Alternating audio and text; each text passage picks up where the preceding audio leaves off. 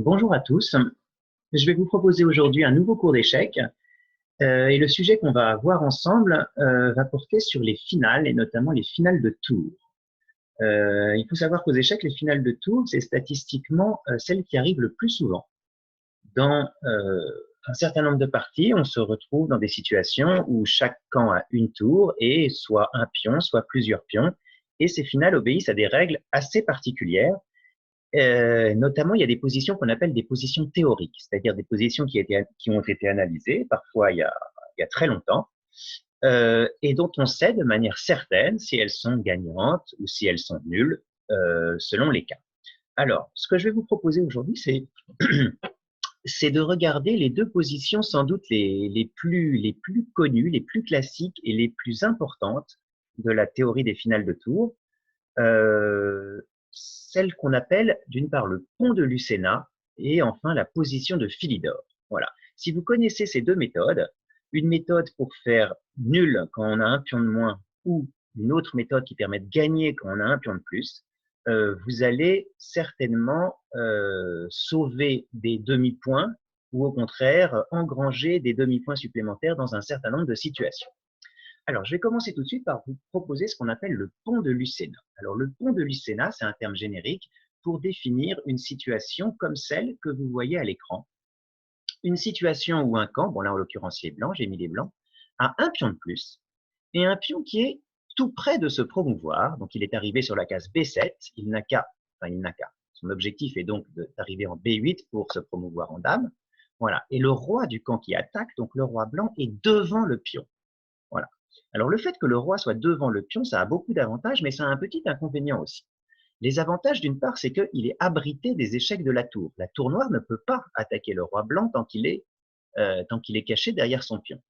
L'autre avantage, c'est qu'il soutient la poussée du pion. Si le roi était caché de l'autre côté de l'échiquier, bien entendu, ça serait difficile de le promouvoir. L'inconvénient, en revanche, c'est que le roi bouche le pion. Tant que le roi est devant, on ne peut pas se promouvoir en dame. Alors, cette position a été analysée en détail par un joueur espagnol qui s'appelait Lucena, et elle a été analysée en 1497. Vous voyez, ça fait plus de 500 ans que cette position a été étudiée, et ce joueur, Lucena, a trouvé une méthode de gain infaillible dans cette position. Alors, je vais essayer de vous la décrire. Comme ça, il vous suffira de la connaître, et en plus, c'est généralisable, où que soit le pion. Alors, très important, cette méthode ne marche pas sur les colonnes A et H, sur le bord du jeu. En revanche, que le pion soit en B, en C, en D, en E, en F ou en G, c'est pareil. La tour blanche peut être à peu près n'importe où sur l'échiquier, ça change pas grand-chose, ça change même rien. Et il suffit que notre roi soit devant notre pion. Ça empêche le roi noir de se rapprocher du pion et on atteint toujours une position de ce type. Alors, on va déjà essayer de comprendre le problème. Le problème, c'est que on veut faire dame. Pour faire dame, il faut bouger le roi. Mais ici, d'une part, je peux même pas bouger le roi, j'ai aucun coup légal. Et puis, de toute façon, si j'arrive à bouger le roi, mon adversaire va certainement m'arroser d'échecs verticaux en bougeant sa tour sur la deuxième rangée. Et du coup, je ne trouverai pas d'abri pour mon roi. Le seul abri sur l'échiquier, c'est justement la case B8. Mais malheureusement, c'est la case que je veux garder libre pour pousser le pion. Alors, ça a l'air insoluble, mais je vais vous montrer la technique. Alors déjà, je vais vous montrer une méthode qui marche pas. La méthode, disons, un peu en force. On va se dire, je vais jouer un échec, par exemple, tour D1 échec pour décaler le roi noir, qui va s'en aller forcément sur la colonne E, E7 ou E8, c'est pareil. Et puis, je vais simplement bouger mon roi. Voilà. Roi C7, et au prochain coup, B8. Voilà. Le problème, c'est que la tour noire en profite pour arroser le roi blanc d'échec. Par exemple, tour C2. Alors, si le roi retourne devant, ben, on a échoué. Donc, roi B6, j'essaye d'échapper aux échecs, mais j'y arrive pas. Roi B7.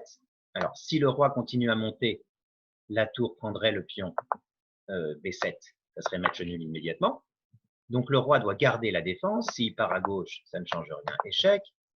Il va, disons, B5, échec. Il doit défendre son pion. Échec. Et en fait, il n'y a pas de solution. La solution serait peut-être de passer sur la colonne B, parce que là, c'est vrai que la tour ne peut plus faire d'échec en D2, mais simplement, dans ces cas-là, la tour se replace tranquillement en B2, attaque le pion, menace de le prendre. Si le pion se promeut en dame, ça ne change rien, je prends la dame, match nul. Donc en réalité, le seul coup pour les blancs, c'est de revenir avec leur roi défendre le pion. Et là, le circuit recommence, tour C2, roi B6, tour échec, etc. Et le seul moyen pour éviter les échecs pour le roi, eh ben, c'est de se cacher devant le pion. Et là, eh ben, par exemple, un coup d'attente, tour A2, et on est reparti à la case départ, ça n'a pas marché du tout. Ok, donc il y a une méthode quand même pour gagner. Je vous remets la position de départ. C'était celle-ci. Voilà. Il y a une méthode pour gagner qu'on appelle la technique du pont de Lucena. En fait, on va essayer de placer notre tour de telle sorte que le roi, en faisant une démarche un petit peu en crabe, puisse se cacher derrière la tour. Et il y a une seule case sur l'échiquier où cette technique marche, ni trop près pour ne pas être attaqué par le roi noir, ni trop loin du pion pour que le roi puisse se cacher derrière la tour tout en protégeant son pion. Alors, je vous montre la technique. On commence par jouer tour D1 pour éloigner légèrement le roi noir et pour pouvoir trouver une case de sortie, surtout pour notre homme. Imaginons roi E7. Et là, alors c'est le genre de coup qui est vraiment difficile à trouver si on ne connaît pas la méthode parce qu'on va choisir une case pour la tour. On pourrait penser que c'est une case choisie totalement au hasard. Là, la tour a 14 possibilités. Eh bien, il n'y en a qu'une seule qui gagne. C'est ce coup-là. Tour D4. Voilà. Alors, je vais essayer de vous expliquer pourquoi cette case et pas une autre. L'idée est la suivante. Ici, je veux simplement sortir mon roi d'un côté et faire une dame. On s'aperçoit que le roi noir est coupé, c'est-à-dire que la tour D4 bloque l'accès au roi noir par la colonne D. Voilà. Si j'avais joué tour D5, c'était le problème, le roi noir aurait pu jouer roi E6 et attaquer la tour, ce qui aurait posé des problèmes aux blancs. Tour D4, je me suis suffisamment éloigné du roi noir pour qu'il ne puisse pas venir m'attaquer. Donc ici, les noirs n'ont rien d'autre à faire qu'à attendre avec leur tour, attendre que le roi blanc décide de mettre le nez à la fenêtre pour l'attaquer. Tour A1, par exemple. J'aurais pu jouer tour C2, mais je serais sorti par la colonne A, c'est exactement la même chose. Et maintenant, regardez la manœuvre en crabe que fait le roi blanc, pour réussir à se cacher. Je vais jouer roi C7. Je menace de faire dame. Ah oui, il faut bien savoir, je vous précise quand même, que s'il joue tour B1 en disant, en cas de dame, je sacrifie ma tour sur la dame, cette finale, roi et tour contre roi, est gagnante, assez facilement gagnante. Voilà. Donc, les noirs ne peuvent pas tolérer que les blancs fassent dame, donc ils sont obligés de faire des échecs au roi. Tour C1, échec au roi. Et là, je vais tenter une montée un petit peu en crabe. Je vais jouer roi B6. Je menace de faire dame. Donc, il va me rejouer échec au roi, certainement, tour B1, c'est sa technique de défense.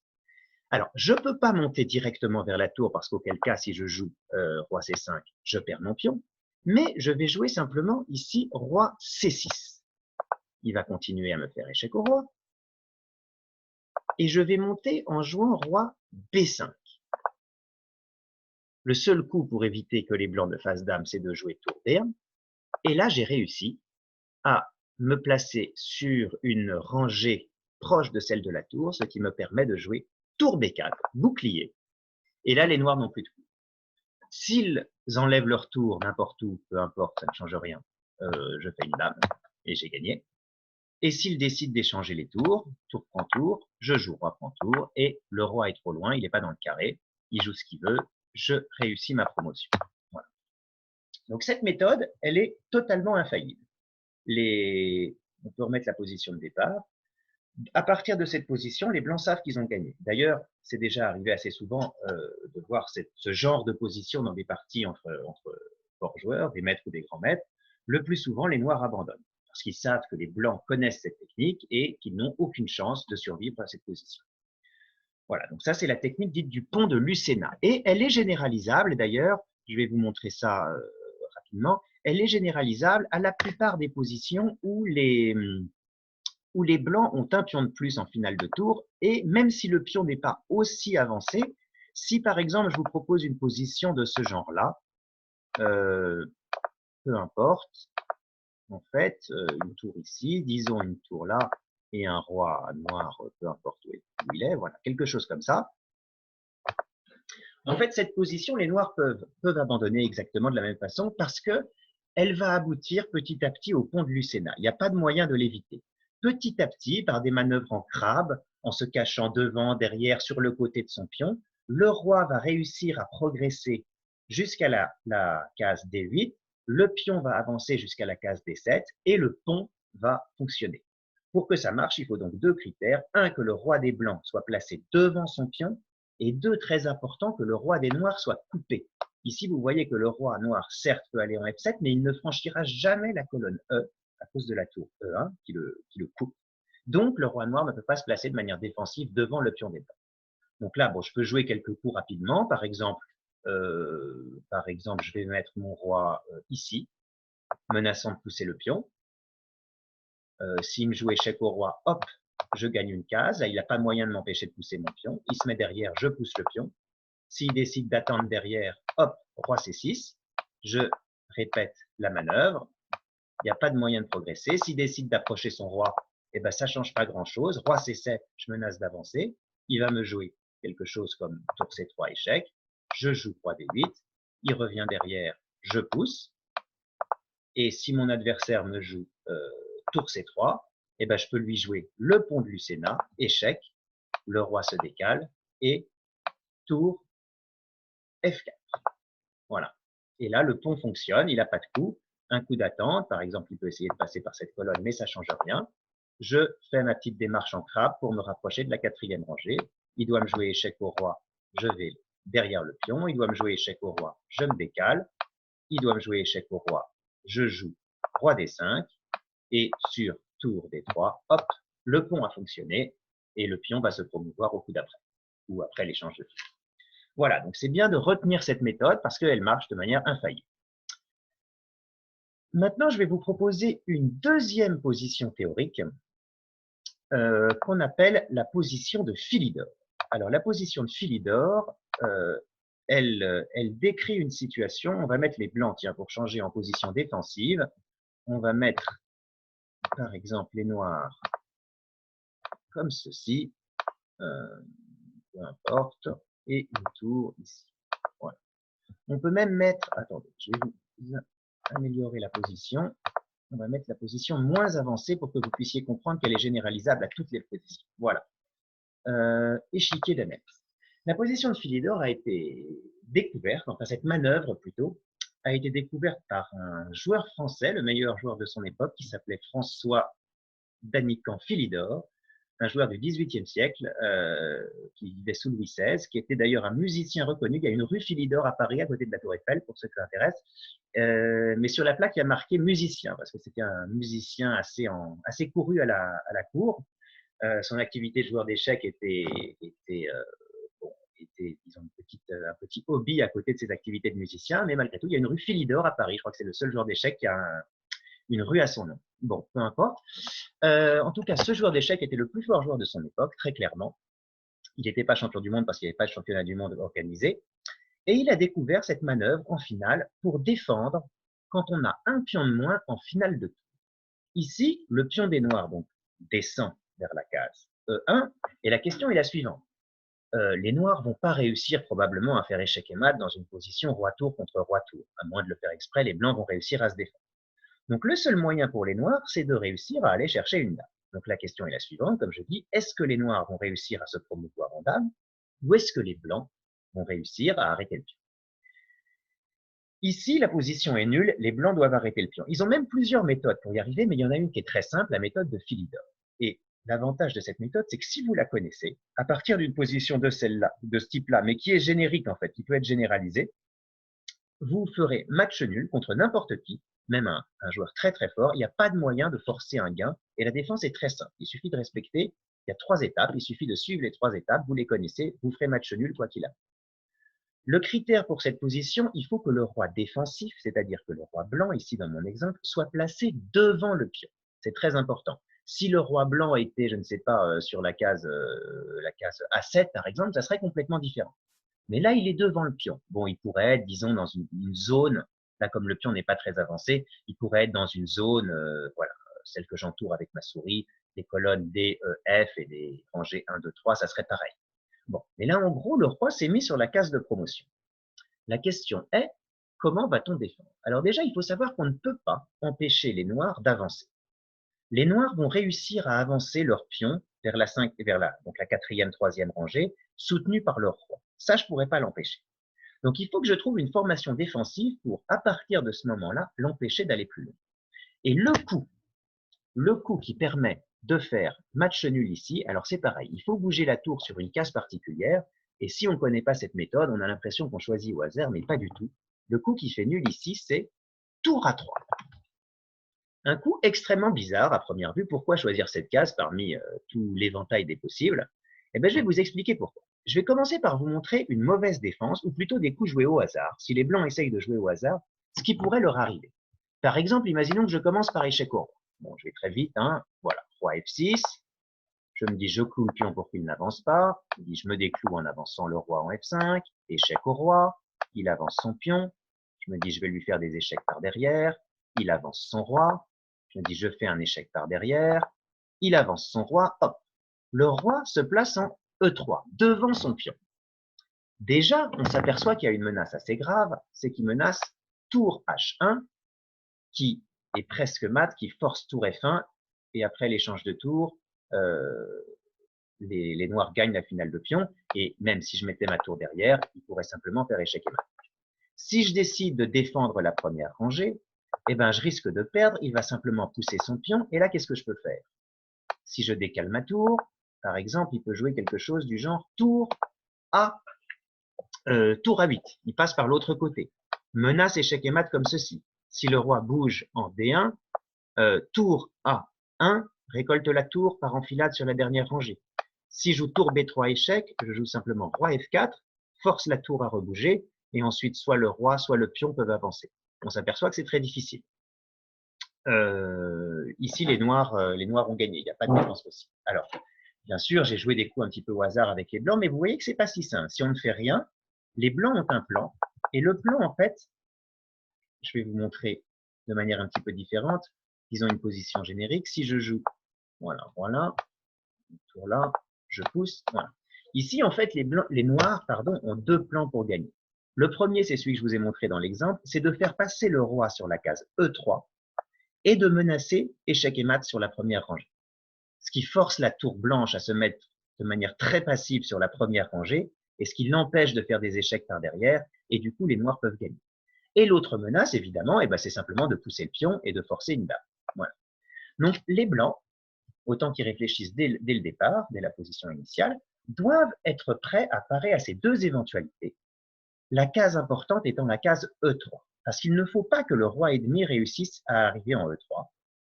Donc c'est pour ça qu'on va mettre la tour sur la troisième rangée. Je vais jouer tour A3 et je ne bouge plus du tout. Je ne fais plus rien. Ça c'est assez simple à faire aux échecs. Je vais simplement alterner tour B3, tour A3. J'attends de voir ce que fait l'adversaire. Alors l'adversaire peut faire ce qu'il veut. Il peut commencer par faire échec au roi si ça lui chante. Bon, je vais jouer roi E2. Il peut dire échec. Je reste sur la case de promotion. J'y suis très bien. Voilà. À un moment, il faut qu'il arrête les échecs et qu'il essaye de progresser. Donc là, il se dit, j'ai coupé le roi, je vais avancer mon roi. Bon, j'attends, il avance son pion, j'attends, il avance son roi, j'attends, tour B3, B4, tour A3, roi F4, je continue à attendre tour B3. Et ici, les noirs sont bien obligés de faire quelque chose. Notez que les échecs au roi ne servent à rien, tour H1, je remonte, il n'y a pas grand-chose de mieux que de refaire échec, je redescends. Et là, il y a deux possibilités. Enfin, normalement, il aurait dû avoir deux possibilités. Passer avec son roi devant le pion ou avancer son pion. Mais le fait d'avoir pris le contrôle de la troisième rangée lui interdit de passer avec son roi devant le pion. Donc, du coup, il lui reste plus qu'une option. C'est de pousser son pion. Alors là, c'est le moment le plus important de cette méthode de Philidor. C'est le seul moment où il ne faut pas se tromper vraiment de manière précise. Dès que le pion atteint la troisième rangée, ça veut dire que le roi lui-même ne pourra plus se mettre devant le pion. Ça, c'est impossible. Donc, j'en profite pour partir tout derrière. Je joue tour B8 et je me prépare à arroser le roi noir d'échecs perpétuels. Il pourra pas les éviter. Regardez bien. Bon, il peut toujours me jouer échec au roi, mais ça ne me dérange pas du tout. Je remonte. Échec au roi, ça ne me dérange pas. Et s'il avance son roi pour menacer, là, vraiment échec et mat en H1, j'ai juste le temps, en passant par derrière, d'arroser le roi noir d'échec. Et il n'y a pas de moyen de s'y soustraire. Échec, il va là, disons, échec, il revient, échec. S'il joue par exemple roi E4, échec, il essaye de passer par l'autre côté, échec. S'il s'enfuit, échec. S'il s'enfuit trop loin, je pourrais revenir prendre le pion d'ailleurs. Donc il faut un moment qu'il revienne. Et s'il essaye la méthode qu'on avait vue avec Lucena, c'est-à-dire une remontée en crabe pour attaquer la tour, le problème c'est qu'il va s'éloigner de son pion et que je pourrais le prendre. Par exemple, sur roi D4, tour D8, roi C5, tour C8, roi D6. Il croit être malin en se rapprochant en diagonale, mais je lui joue simplement. Dès que le roi est assez loin, il n'y a plus de menace sur le roi blanc. Tour E8, j'attaque le pion. Et là, le pion est perdu. S'il le pousse, je le prends soutenu par le roi. Et s'il le défend avec tour H3, eh ben, j'ai largement le temps de jouer roi E7 et tour prend pion, match nul au coup suivant. Il n'y a absolument aucun risque, aucun danger, et c'est extrêmement simple à mettre en œuvre, puisque en fait, ce qu'on demande de faire, c'est de ne rien faire, ce qui est assez facile. Il suffit de prendre la troisième rangée au premier coup, dès qu'on peut, ne plus bouger, pendant que les noirs font des échecs, pendant que les noirs progressent, on ne bouge plus, on attend, et dès que les noirs poussent leur pion sur la troisième rangée, hop, on se met au fond et on fait des échecs. C'est absolument imparable. Ça, c'est la méthode dite de Philidor. Et cette méthode permet d'annuler n'importe quelle position avec un pion de moins, enfin en tout cas avec un pion contre 0, quand le roi défensif est placé devant le pion. Hein, ça, c'est très important. En fait, celui qui contrôle la case de promotion va gagner. Si c'est les blancs qui bloquent le pion en contrôlant avec leur roi la case de promotion, ils vont certainement faire match nul. En revanche, comme dans le pont du Sénat, si les positions des rois étaient inversées, par exemple, si le roi noir était devant le pion noir pour le soutenir, il a de fortes chances de gain grâce à la méthode de Lucena. Voilà. Alors, je voulais maintenant vous montrer, après ces exercices un peu théoriques, je voulais vous parler, vous montrer une partie. Alors, je ne vais pas vous montrer toute la partie, mais c'est une finale de tour. Une finale de tour assez célèbre. Alors, je vais vous mettre la position et ensuite, je vais vous dire d'où elle vient et pourquoi elle est particulièrement intéressante. Alors, pour ceux qui ont un échiquier à la maison, je vais vous donner les coordonnées des pièces pour pouvoir les installer. On va placer pour les blancs un roi en F3, une tour en H7 et des pions en A4, C3, D4, F4 et G5. Pour les noirs, on va placer un roi en F8, une tour en C6 et des pions en A7, B6, C7, F5 et D5. Voilà, et le trait sera au blanc de jeu. Alors cette position est une position très célèbre, une finale de tour qui a été jouée de manière exemplaire par les blancs. C'est une partie assez ancienne qui date de 1924, qui a été jouée au tournoi de New York en 1924, entre deux joueurs célèbres de l'époque. Avec les blancs, c'est deux joueurs cubains, José Raúl Capablanca, et avec les noirs, un joueur franco-polonais qui s'appelait Xavier Tartakower. Vous avez peut-être déjà entendu ces deux noms. Tartakower, il est connu pour avoir écrit un livre très célèbre, qui est publié en français d'ailleurs, qui s'appelle Le Bréviaire des échecs, un livre pour apprendre à jouer, mais extrêmement bien fait, bien écrit, assez drôle. Voilà, que je vous conseille si vous le trouvez. Je crois qu'il est chez Payot. Bon. Et Capablanca, lui, alors il est encore plus célèbre parce que il a été champion du monde. Il a été champion du monde en 1924, justement, juste avant ce tournoi. Il était devenu champion du monde juste avant. Et c'est un exemple de joueur extrêmement doué. L'histoire dit qu'il a appris les échecs tout seul.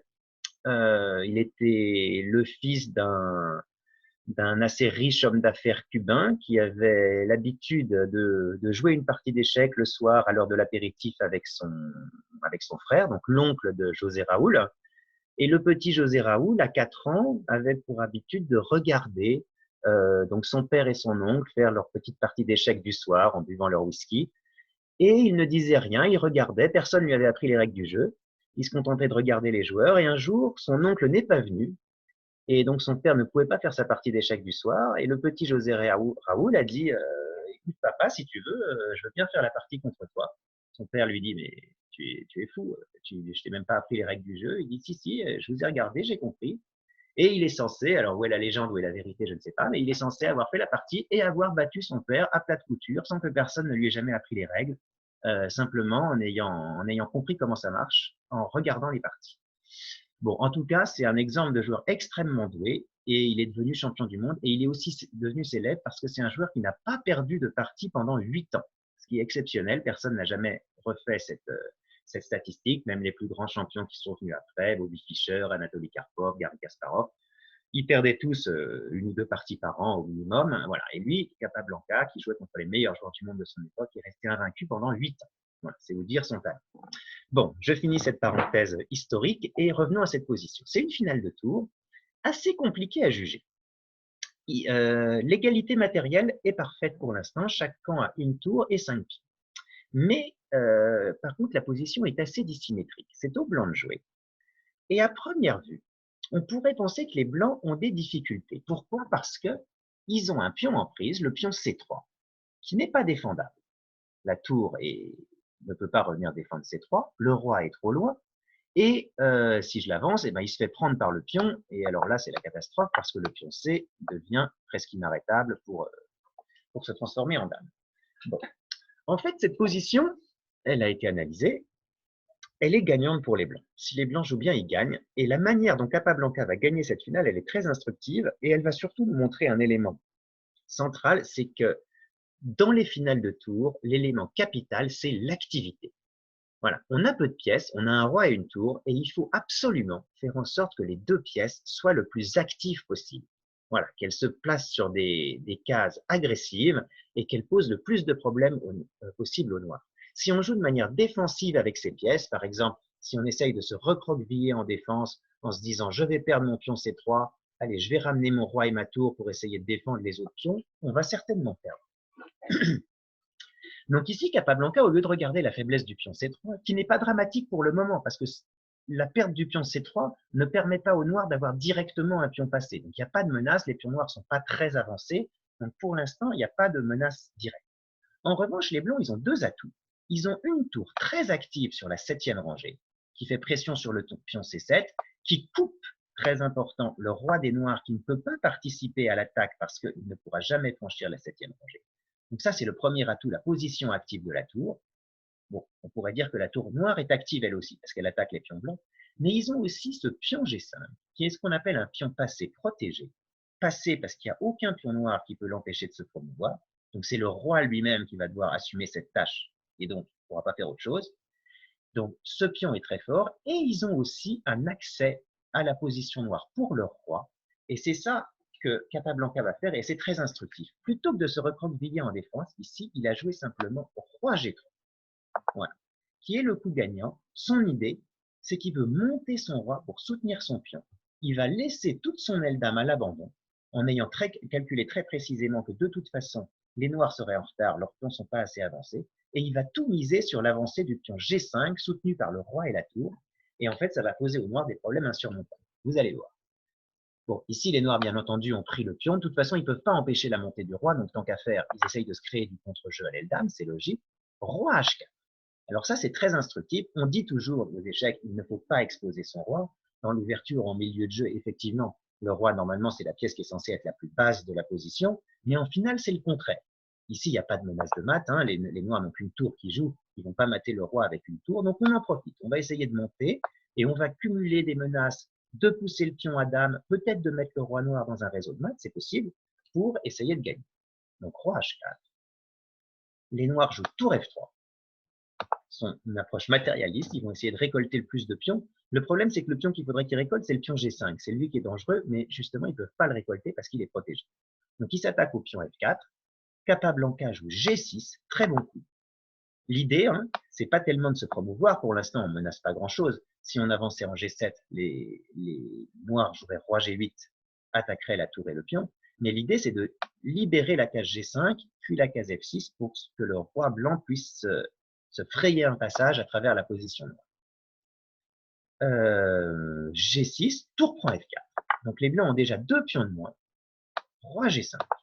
Mais si vous regardez, ils ont 2 pions de moins, mais on sent que ils sont pas loin d'être gagnants. Regardez, si les noirs sont matérialistes et décident de jouer tour en D4, eh ben les blancs gagnent tout de suite. Ils jouent roi F6, menace échec et mat. Vous voyez, tour H8, et il n'y a pas de moyen de l'empêcher. Si les noirs décident de jouer roi G8, Il me suffit de mettre la tour, par exemple, voilà, ici en D7, et mon prochain coup sera tour D8 mat, il n'y a pas de moyen de l'empêcher. Donc, vous voyez, l'activité conjuguée du roi, de la tour et du pion, ça compense largement tous les pions de retard des blancs. Donc ici, Tartakover a joué un bon coup de défense, bon, qui retarde la défaite, il a joué tour E4. Son idée est la suivante, en fait, c'est qu'il veut que la tour puisse participer en utilisant la colonne E ouverte, soit en E7, soit en E8, pour se défendre contre les menaces de mat. S'il avait pris le pion, il aurait été bloqué par son propre pion D5, il n'aurait pas pu revenir. Donc il s'arrête là, il joue tour E4, et là, Capablanca va jouer un coup extrêmement instructif et extrêmement subtil. J'imagine que la plupart des joueurs ici se seraient contentés de récupérer le pion F5 en se disant je n'ai plus qu'un pion de moins, j'élimine un pion dangereux et je garde mes atouts, c'est-à-dire ma tour, mon roi et mon pion. Oui, mais le problème c'est que éliminer le pion F5, ça va rendre beaucoup plus difficile les menaces de mat. Pourquoi? Parce que par exemple, si les noirs jouent un coup, bon, jouent un coup un peu quelconque C5, allez, il faut aller chercher une dame, les blancs n'ont plus les idées de coincer le roi noir dans un réseau, par exemple avec roi F6, parce que la tour, on a vu cette technique défensive en regardant la position de Philidor, va faire des échecs par derrière. Elle va jouer tour F4 et le roi va être obligé de se décaler, soit reculer, soit se mettre sur le côté, peu importe, il n'y aura plus de menace de mat. Donc c'est pour ça que Capablanca a joué ici roi F6. Il utilise le pion des noirs comme bouclier pour son propre roi blanc. Et du coup, les noirs n'auraient plus d'échecs sur la colonnette parce qu'ils sont bloqués par leur propre pion. Donc ça, c'est très instructif comme technique. Il utilise les pions adverses comme bouclier. Roi F6. Alors, tout le monde voit la menace ici. La menace, c'est tour H8 mat. Hein. Sur n'importe quel coup qui ne part pas cette menace, on va jouer tour H8 mat. Les noirs ont joué roi G8 pour empêcher ceci. Tour G7 pour forcer le roi noir à aller au coin. Roi H8. Et tour prend C7. Capablanca récupère un pion de moins et notez qu'il menace toujours mat. Vous voyez la puissance de cette coordination parfaite entre le roi, la tour et le pion passé. Tour prend C7. Seul coup de défense, tour E8. Tout le monde voit ici qu'il n'y a pas de coup de roi. Par exemple, roi G8 ne changerait rien. Ça serait tour C8 mat quand même. Donc tour E8. On peut faire un petit bilan là, à la limite un bilan ne serait-ce que visuel, un peu comment dire, pictural quoi. Si on remarque que les noirs ont un pion de plus dans cette position, normalement on dit en finale un pion de plus ça gagne. Mais comparons l'activité des pièces.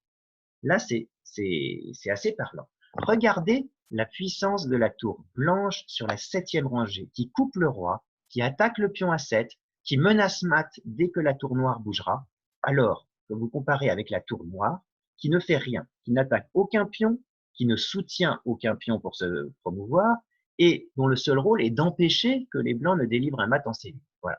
Comparez l'activité des rois. Le roi noir qui est au coin comme s'il était puni, là, qui ne fait rien, qui essaye difficilement de contenir l'avancée du pion G, par rapport au roi blanc en plein cœur de la position des noirs, qui soutient son pion, qui crée des réseaux de mat, qui attaque les pions noirs, et qui, comme il est plus central, pourra peut-être, d'ailleurs on verra que c'est ce qui va se passer dans la partie, à un moment décider de partir de l'autre côté et de liquider tous les pions qui restent. Voilà. Et bien sûr, les pions passés, le pion G6 qui est beaucoup plus dangereux que le pion F5 qui, pour l'instant, est trop loin pour constituer une réelle menace. Ok. Capablanca ici donc a analysé les différents coups. Il n'y a pas de gain clair pour l'instant. Donc il s'est contenté, maintenant qu'il a réussi à faire ce qu'il voulait, c'est-à-dire rendre passif toutes les pièces noires, eh ben il prend le pion F5 et vous allez voir qu'il va maintenant se diriger vers l'autre côté. Tour prend F5. Réponse de Tartakover, maintenant qu'il n'y a plus de menace de mat, tour E4. Et roi F6. Roi F6, c'est un coup un peu subtil pour défendre son pion D4. En fait, Tartakover ne peut toujours pas prendre D4 à cause du mat. Donc, en jouant roi F6, il force soit Tartakover à reculer, soit à jouer tour F4. Mais en jouant tour F4, roi E5, vous voyez comme sa technique est très précise. Il joue roi E5, la petite manœuvre, on appelle ça une manœuvre en triangle, roi F6, roi E5, ce qui lui permet de à la fois défendre son pion D4 et attaquer le pion D5 de son adversaire. Roi E5, Tartaco vert joue tour G4. Et là, Capablanca joue encore un coup très instructif. Euh, il fait ce qu'on appelle, enfin, il propose à son adversaire une transposition en finale de roi. Alors ça demande un calcul précis parce qu'on ne peut pas se tromper. Mais c'est une arme qui est très, très utile parce que, eh ben, elle force l'autre à prendre une décision. Il a joué G7 échec. Alors, son idée, c'est de défendre son pion G6. Évidemment, il aurait pu jouer roi prend pion D5, mais Tartaco vert aurait joué tour G6, et la position qui en résulte n'est pas si claire. Évidemment, les blancs ont l'avantage parce qu'ils ont un pion passé soutenu par le roi, alors que le roi noir est toujours dans son coin. Malgré tout, la présence des tours fait que c'est pas si facile peut-être de gagner. Ça doit gagner probablement, mais c'est pas si facile. Donc, il a préféré jouer un coup beaucoup plus sûr. En réalité, il joue G7. Parce que là, les noirs sont placés devant un dilemme. Soit ils décident de prendre, mais bien sûr, Capablanca aurait échangé, et on arrive dans une finale de pions, pas de roi et de pions. Et ces finales, normalement, c'est possible de les calculer jusqu'au bout, au moins jusqu'à la promotion. Et là, on s'aperçoit que les pions noirs ne sont pas dangereux. C'est vrai qu'ils ont une majorité de 2 contre 1, mais ils ne sont pas avancés. En revanche, le pion D est extrêmement puissant et soutenu surtout par le roi devant lui. Ici, c'est assez simple, c'est au noir de jouer. S'il se dépêche de revenir, par exemple roi F7, je joue simplement roi D6. Et s'il joue roi E8, je vais jouer roi C7. Voilà, je contrôle les cases et quels que soient les coups des noirs, moi je connais mes 4 prochains coups, c'est D5, D6, D7 échec, D8 dame. Il n'y a pas moyen de l'empêcher.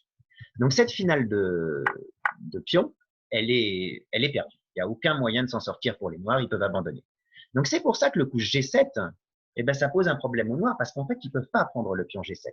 Et d'ailleurs, ils ne l'ont pas pris, Tartaco vert à calculer. C'est une suite un peu longue, il faut calculer 5 ou 6 coups de suite, mais c'est des coups assez linéaires. Hein. Donc voilà, ils étaient capables de le faire. Roi G8. Et là, tout simplement, un coup tranquille, tour prend A7. Alors, ce pion ne va pas forcément gagner, mais il élimine le seul contre-jeu potentiel des noirs, c'est-à-dire un jour qu'ils puissent jouer A6, B5 et se créer un pion passé. C'est pas tellement que ce pion ira à dame, on l'arrêtera. Mais le problème, c'est que si on doit l'arrêter, on doit détourner nos pièces du pion G7 et peut-être il pourra le prendre. Donc, tour prend A7. Il n'y a pas de coup dangereux pour les noirs. Donc, il a joué tour G1, coup d'attente, et roi prend D5.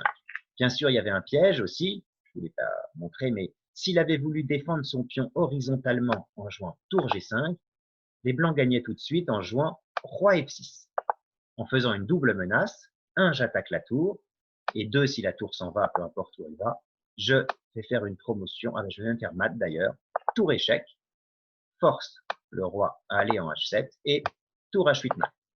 Voilà, c'est des petites combinaisons en 2-3 coups, mais qu'il faut savoir calculer pour trouver les bons coups. Ici, il a vu que en fait, tour G5 n'était pas une menace. Donc que de toute façon, il prendrait le pion D5 au coup d'après. Voilà, c'est pour ça qu'il a choisi de prendre d'abord le pion A7. Très malin. Tartaco vert a joué tour G1. Et là, il joue simplement roi prend D5. Et maintenant, si on fait le bilan de cette position par rapport à celle qu'elle était il y a une petite dizaine de coups, on s'aperçoit que c'est les blancs qui ont 2 pions de plus, alors qu'ils avaient 2 pions de moins. Tout simplement pourquoi? Parce qu'ils ont placé leurs pièces de manière tellement active que les noirs ont été obligés de se défendre et qu'ils ont perdu un par un tous leurs pions. Alors ça, maintenant, le gain est assez simple. Il suffit de pousser les pions en plus en faisant attention un petit peu de ne pas se les faire prendre, mais c'est vraiment simple pour un joueur du niveau de Capablanca. Les noirs n'ont pas vraiment de défense, donc ils ont joué tour C1, roi D6. Toujours on avance devant le pion pour se protéger des échecs horizontaux par notre pion. Roi D6, tour C2, coup d'attente, D5, enfin, D5, tour C1, il attend. Et là, il a joué tour C7, toujours le même mécanisme, propose un échange, en sachant que l'échange lui est favorable. Bien sûr, si les noirs décidaient d'échanger, ils pourraient récupérer le pion G7, mais ça n'a aucune importance. Je n'ai même pas besoin d'aller d'ailleurs chercher le pion B6 ici, j'ai qu'à pousser mon pion. Et puis, D7, D8, dame. Donc, sur tour C7, c'est un échange qui est totalement inacceptable. Donc, ils ont joué tour A1, les blancs, attaquant le pion. Roi C6, contre-attaquant sur ce pion. Tour prend A4, et là, il a joué simplement D6. Voilà, ne prenant pas le pion. Et c'est toujours cette technique, d'ailleurs, de se protéger derrière le pion de l'autre, c'est intéressant. Si les noirs avaient joué, par exemple, échec, eh ben, j'aurais pu aller me cacher en B7, et il n'y a plus d'échec, toujours, en B4, à cause du pion. Et là, il n'y a pas de moyen de s'en sortir. S'il échange, ben, il y a pion prend qui va se transformer en dame. Et s'il est noir, je tour des 4 pour essayer de contrôler le pion par derrière. J'ai cette méthode qu'il faut connaître aussi pour faire dame. Je joue D7. Et là, il n'y a pas de solution. Si le roi prend G7, il y a promotion. Et la tour ne peut pas prendre la dame parce qu'en faisant ma promotion, j'ai fait une découverte sur le roi. Et si il joue un autre coup, par exemple, je sais pas, B4, oui, B4, je joue simplement échec au roi. Le roi doit partir en mangeant et promotion dame. Voilà. Et là, on a gagné. S'il prend la dame, je reprends. Le pion B n'est pas du tout dangereux. Je vais le chercher facilement, par exemple, comme ça. Et puis, je gagne la finale qui reste. Voilà. Donc, je vous ai montré cette partie. Là, à ce moment-là, Tartakov, d'ailleurs, je vais vous montrer la position finale. Il a abandonné sur D6. Ici, tour .4, D6. Il a vu que D7, D8 était inarrêtable. Donc, si je vous ai montré cette partie, c'est pour vous montrer un certain nombre non pas de théories là, mais de principes très importants en finale de tour que Capablanca a illustré magnifiquement. D'une part, la chose la plus importante dans ce genre de finale, c'est l'activité des pièces. Assez bizarrement, aux échecs, moins on a de pièces sur l'échiquier, plus il faut qu'elles soient actives. Donc là, on n'a plus qu'un roi et une tour, et il faut vraiment que les deux essayent d'avoir le plus de rayonnement possible. Donc là, Capablanca a fait ça parfaitement. Sa tour et son roi ont été très très actifs pendant toute cette finale.